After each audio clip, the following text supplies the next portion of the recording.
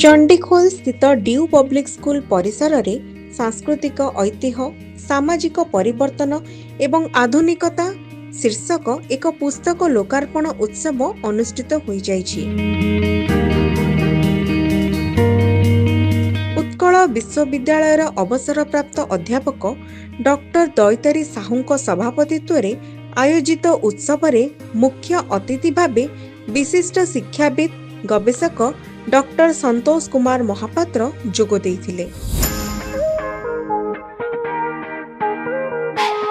मुख्य अतिथि भावे अवसरप्राप्त प्राध्यापक डॉक्टर मनोरंजन मोहांती, सम्मानित अतिथि भावे ड्यू पब्लिक स्कूल निर्देशक डॉक्टर विश्वजीत महापात्र और प्रधान शिक्षयित्री अनिता त्रिपाठी जोगदे आलोचना रे अंशग्रहण करथिले। एटी लोकार्पण कराजिवो आपण माने से बही को देखिबे, जो बही को हमको स्वागत जणाइछथि। ए बही एमती बाहर बोली भारतर राष्ट्रपति श्रीमती द्रौपदी मुर्मू, आमर वर्षार विधायक श्रीयुक्त अमर कुमार नायक, मान्यगण्य व्यक्ति माने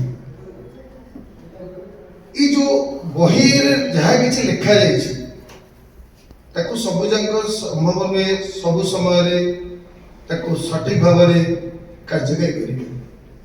जहाँ किसी रेकमेंडेशन दि जाए प्रत्येक chapter it is not possible to do in time, but in course of time it can be possible if interest creates. पुस्तकर संपादक मानस कुमार राउत अतिथि परिचय और धन्यवाद अर्पण करथिले। आमे कहू आम बहिरे कौन लिखाई शुण अपाणी पाद जवन ग्रहितो पश्यत चक्षुष शून्यत कर्ण स व्यक्ति सर्व न तस्य वेत्ता तमावरंतम पुरुषम महांतम। शताशत्र कहुची जे बिना पादरे चले, बिना हाथ में सबकि काम करे, जे बिना कान शुणे, बिना आखिरे देखे, जे समस्त को जाने अतीत कहीं जानती ना, से महान पुरुष को नमस्कार करुच्ची। मुझे वेदरे ब्रह्मरे जो वर्णना अच्छी ये तारी प्रतिमूर्ति। यार हाथ ना अथ ता ना महाबाहु, यार गोड़ ना से द्वादश यात्रा करे, कान ना ता द्वार पर आम समस्त छिड़ाई अभियोग करने, आखि दीटा चका चका ता ना चका डोला देचु एवं ये ता ना आम रखीचु ब्रह्म बोली, दारू ब्रह्म बोली कहूँ। तम साहित्य संस्कृति धाड़ीटे कि ना, ये जो पुओ फुओ गप तुम कहे से गप आमको शुणा दरकार नहीं। ठीक से ये अच्छी ये घरे मत दी चार धाड़ी से लिखा जाइए जे जाजपुर रे बा जौन हिंदू माने take over of the Buddhist science by the Hindu. जिते अशोक पलि गले पड़े ब्राह्मण मैंने माड़ी बसिले, सब बौद्ध धर्म स्थली गुड़ाक माड़ी बसिले।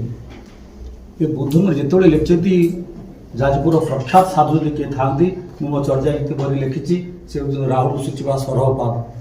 सरहपाद ब्राह्मण थे, महाचार्य थे। कृष्णपाद ब्राह्मण थे, महाचार्य कहुला। कृष्णपाद कानु कन्हई कान्ही कान्हिल कृष्णपाद कृष्ण वज्रपाद ना कहुई। घर समुद्र जाजपुर।